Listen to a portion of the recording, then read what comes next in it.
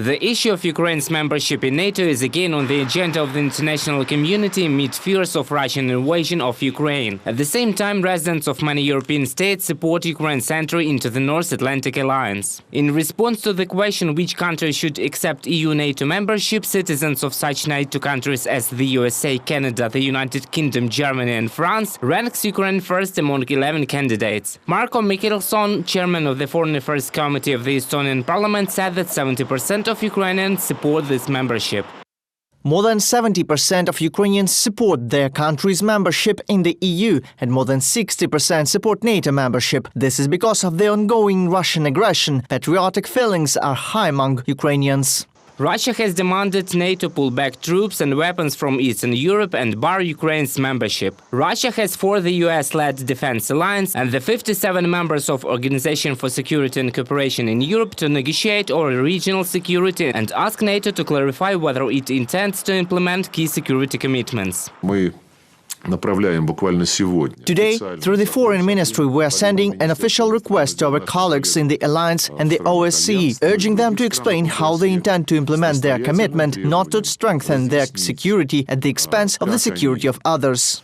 NATO has no plans to deploy combat troops to non-NATO member Ukraine in the event of Russian invasion. NATO Secretary General Jens Stoltenberg emphasized the limits of NATO's partnership with Ukraine, stating that the security guarantees that an attack on ally will trigger a reason for the whole alliance does not apply to Ukraine since it is not a NATO ally.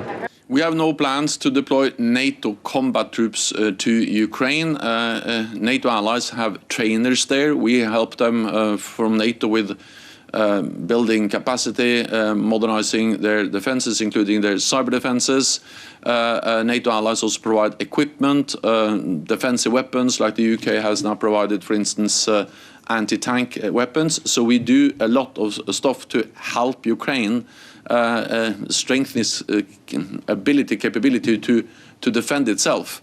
But again, Ukraine is not a NATO ally. Moscow continues to insist that Ukraine should not join NATO under any circumstances, as this would undermine relations between Russia and the West. Russian Foreign Minister Sergei Lavrov said that Ukraine is not ready for membership at all. According to the Minister of Foreign Affairs of Ukraine, Dmytro Kuleba, it is very important to host international top officials. So Kyiv became the center of diplomacy and top officials became mediators who can speak to Russia. На зміну човниковій дипломатії ми To replace shuttle diplomacy, we actually invented network diplomacy based in Kyiv. Its principle is that our partners closely coordinate their positions with Ukraine before and after all contacts and after negotiations with the Russian side. After that, they each work in their own way with Russia. Thus, Russia is under constant pressure to motivate them to behave more constructively.